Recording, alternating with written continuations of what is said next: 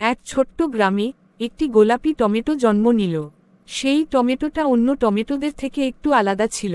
তার রং ছিল গোলাপি, খুব সুন্দর আর মিষ্টি।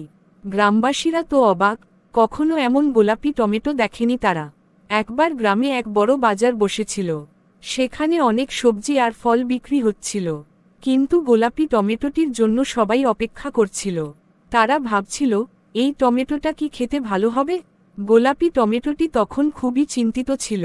সে ভাবছিল, কিভাবে জানাবো আমি অন্য টমেটোদের মতোই স্বাভাবিক, শুধু রংটা একটু আলাদা।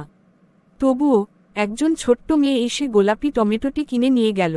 সে বাড়ি ফিরে তার মাকে বলল, মা, আমি একটি গোলাপি টমেটো কিনেছি, আমি জানি এটা খুব মিষ্টি হবে।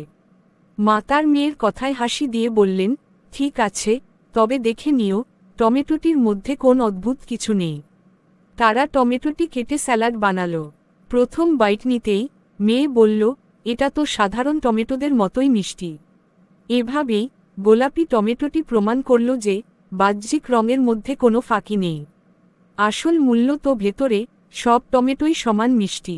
সেই দিন থেকে গ্রামের সবাই গোলাপি টমেটোকে ভালোবাসতে শুরু করল, কারণ তারা বুঝতে পারল যে বাহ্যিক রূপের চেয়ে ভেতরের গুণ অনেক বড়।